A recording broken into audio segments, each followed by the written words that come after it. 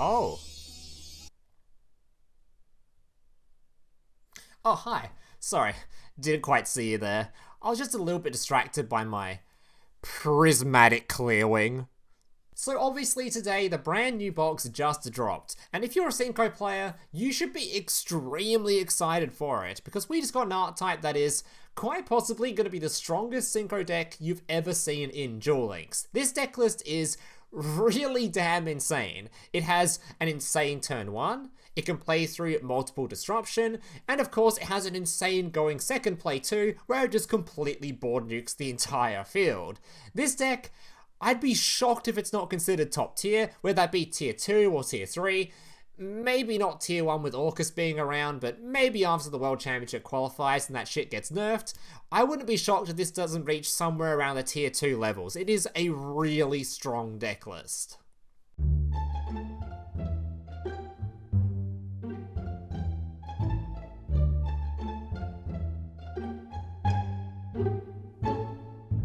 So here's today's deck list. Now just a reminder before I get into the deck list, if you guys are enjoying today's video and want to see more content just like this in the future, especially if you're a returning viewer, so apparently about 35% of you watching this are even subscribed to the channel, meaning 65% of you haven't even clicked that button yet. So if you guys are enjoying this content and want to see more videos just like this in the future, especially new box videos, there's a whole bunch of videos planned coming up over the upcoming days, including Resonator with Void Ogre, playing some Starry Night, playing some Abyss Actor, and of course a Raid Raptor video which will come out pretty shortly after this video. So if you're interested in seeing any of that stuff, remember to leave a like on this video and consider subscribing to the channel. Alright, let's jump into this deck list.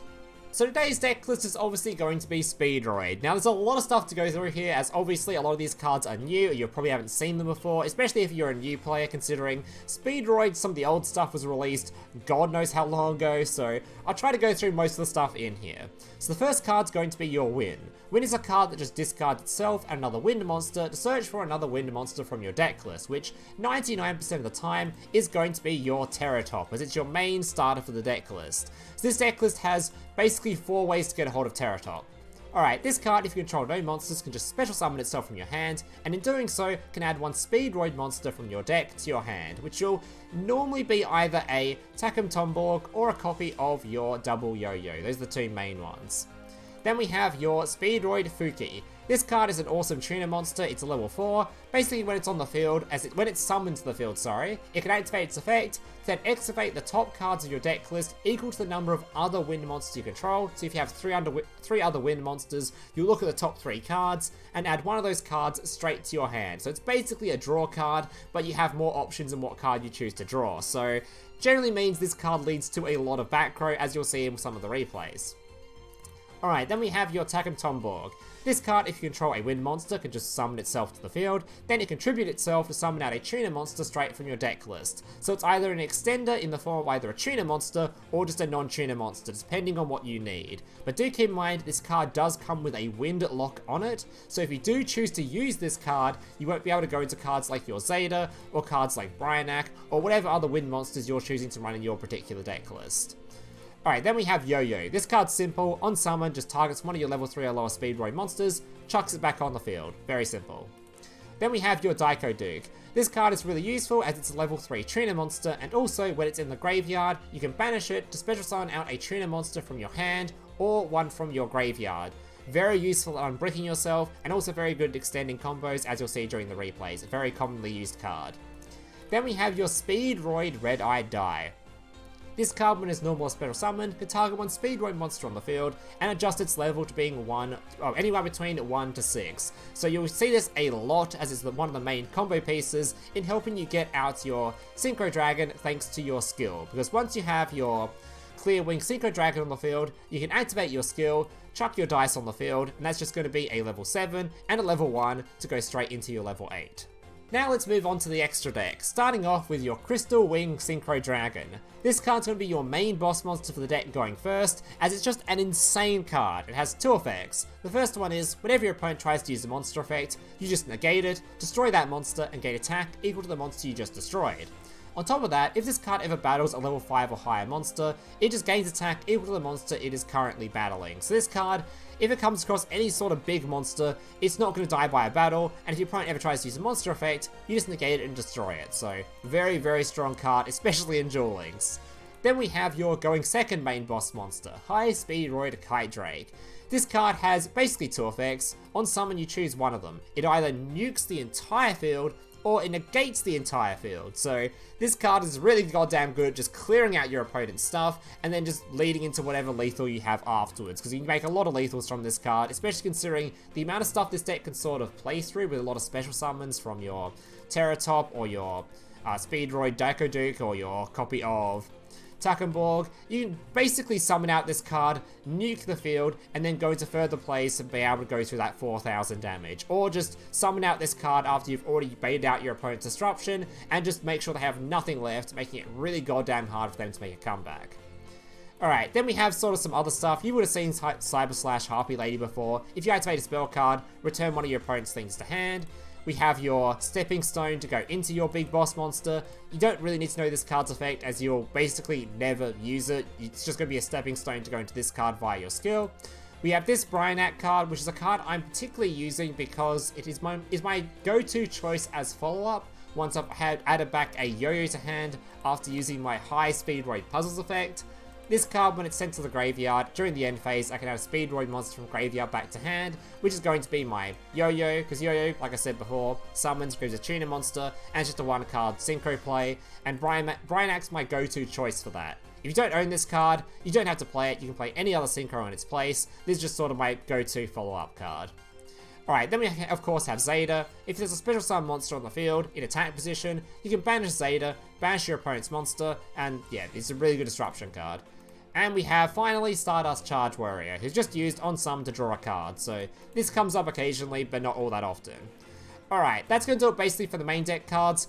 As for tech cards, I chose to run True Book of Moon because there's so much annoying stuff right now, especially with the amount of people trying to try out the new Crystal Wing, and of course people playing Raid Raptor. There's a lot of really irritating stuff that you just need Book of Moon to flip face down. But if you don't want to play True Book and you want to play maybe a Compulse or something, go right ahead. But I really wouldn't sort of recommend running less than 3 at the moment. Same with things like Lance, there's just too much backrow in the game not to be playing 3 of this card, so those are some of my recommendations. Last thing to briefly go through is going to be your skill. Now your skill has 2 effects, both of which are usable on the exact same turn, and both of which are absurdly broken. The first one is, if you have a Clearwing Synchro Dragon on the field, you can just slap a Speedroid Red Eye die straight on the field from your graveyard or your deck, which is really damn insane, as that's obviously a level 7 and a level 1, so you can go into either of your big level 8 boss monsters on the spot. The second effect is you're able to send one Speedroid Tuner monster or Synchro monster in your deck or your field to the graveyard. If you send a Synchro monster to your graveyard, you can play one Clearwing Synchro Dragon in your graveyard to your field. That monster gains attack equal to the level of the Synchro monster you sent to the graveyard times 200 until the end of this turn. So generally you're only going to be using this for the first part of its effect, where you just send one Speedroid Tuner monster straight to your graveyard whenever you feel like it, which will generally be a copy of either your die or a copy of your Daiko Duke, to then summon out monsters from your hand or graveyard or wherever, or have just more targets for your double Yoyo. But the other part of its effect, where you can send a Synchro monster, can kind of come up, as you can send things like your Kitedrake to the graveyard to then revive a copy of your your Clearwing to the field, and it will gain attack equal to your Kitedrake. So if you just completely nuked the field, you can then just bring back this boss monster and hit your opponent in the face for 8 billion damage, because it will gain attack equal to this thing's level or whatever it was. It will have lethal damage anyway, so that's basically the other use of the second part of the skill. Alright guys, that's going to do it for the decklist portion of the video. The rest of the video will be gameplay showcasing this decklist in action, and without further ado, let's jump straight into it.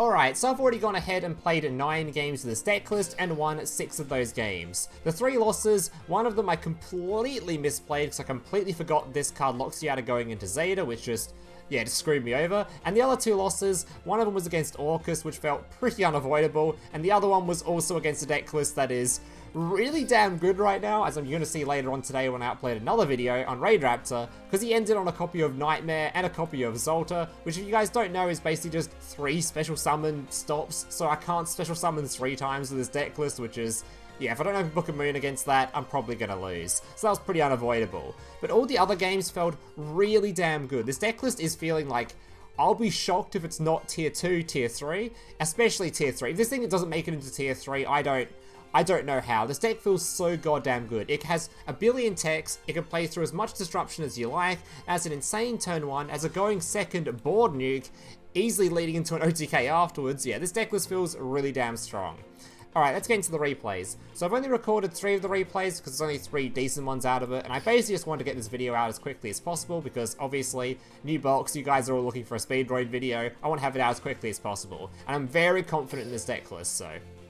Alright, so we'll start with the going second replay. So I have a going second replay, I have a turn 1 board set up, and then an alternative turn 1 board set up because of my hand was a little bit more bricky. Alright, so this is going to be the board nuke replay.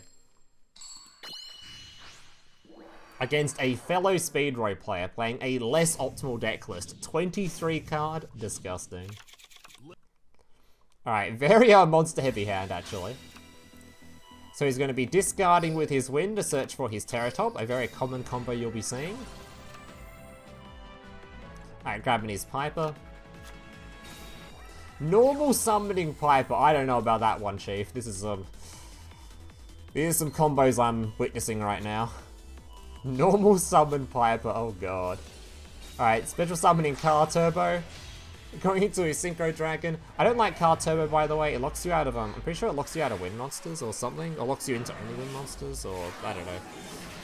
Then again, so does your Taketomborg thingy anyway, but eh, I don't like it very much. Alright, clearing acceleration, putting his tuner on the field, going into a Synchro Dragon, and then ending on this. This is not how you play Speedroid, boys. Let me show you how. Alright, supposed to be doing it, summoning out my Terrortop, getting a search. He's going to negate that, of course. Easy negate bait. Activate my skill, which puts our level 3 in grave, who is extremely useful in the grave because he can banish himself to summon a tuner monster from your deck or from your hand. Very important to note that he can summon from hand because it can unbrick you in certain situations. Alright. Yoyo bring him back. Special summoning out my Taketomborg.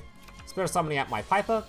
Now we have a level 4 and another level 4 to go into our big level 8 board nuke whenever we feel like it.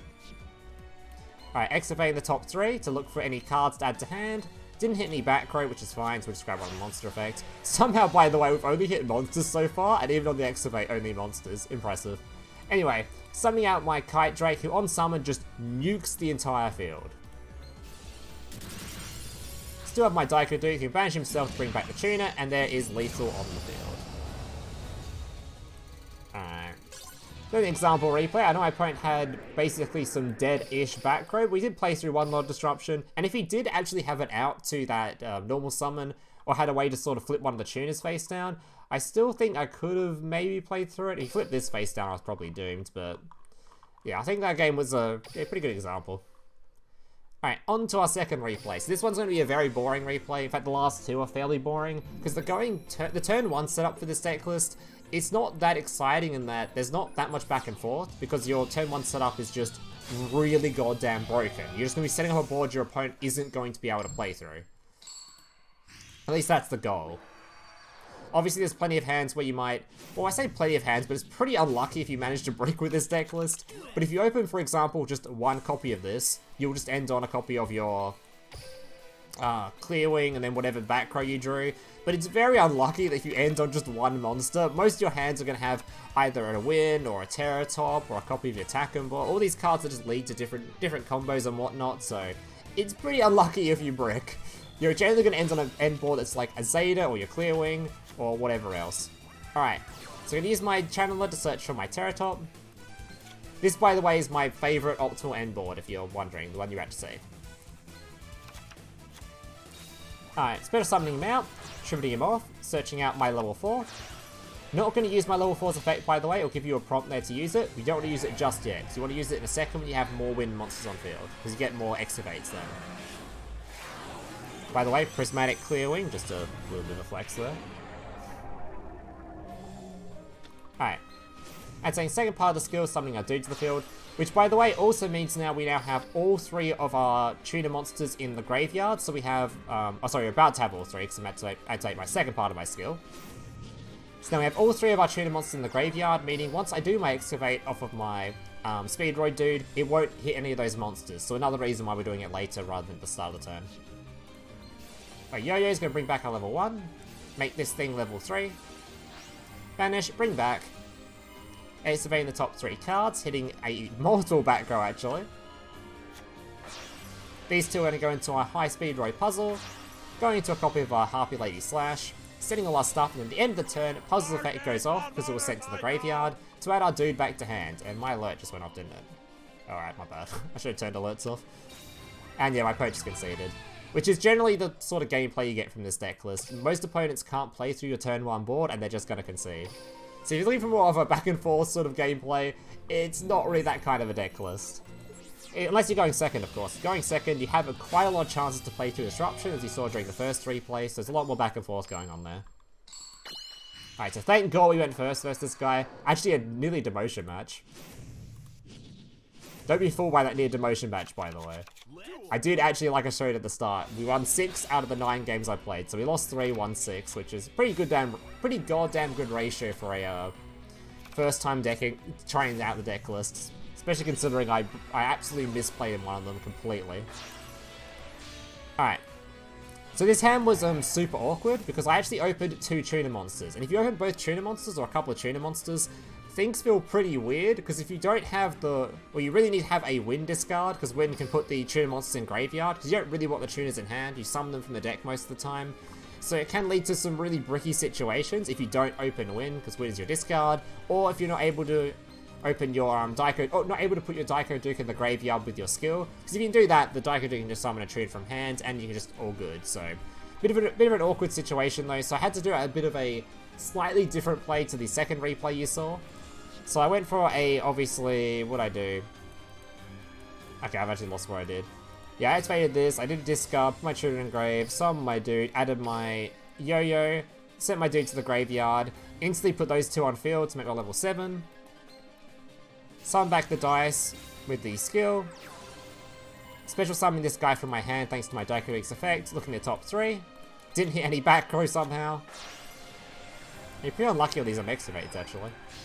Summon my Synchro Dragon, and the 4 and the 3 is just going to have to go into a Zeta. Now keep in mind with Zeta, because Zeta is a common end board with this deck list when you don't have, well, you have bricky hands like this one. But keep in mind with Zeta specifically, this card, if you use Taketomborg, or Takem, however you pronounce it, if you use that card, you're locked out of Wynn monsters for the turn, so you won't be able to go into Zeta. So keep that in mind. If you're going to sort of unbrick yourself or have like a sort of weaker end board than the previous replay, and you want to use Zeta, make sure you don't use that card, because you'll lock yourself out of it. Alright. My opponent tries to summon a monster, of course we're just going to negate that. He then tries to Forbidden Lance it. I really hope he was just trying to show me he had Lance there and didn't think that would actually work. Either way, that's going to do it for today's replays. Hope you guys enjoyed them. If you did, leave a like, subscribe, all that kind of stuff. Like I said earlier, there'll be a Raid Raptor video out just after this one, maybe a few hours after this one. So if you want to see that, remember to leave a like, subscribe, and all that kind of stuff. And yeah, hope to see you in the next one. Laters. Hey, big brother, can I watch SpongeBob? Shut up, Mokuba. I'm busy flagging YouTube videos to compensate for the fact that I have an extremely small penis. Oh.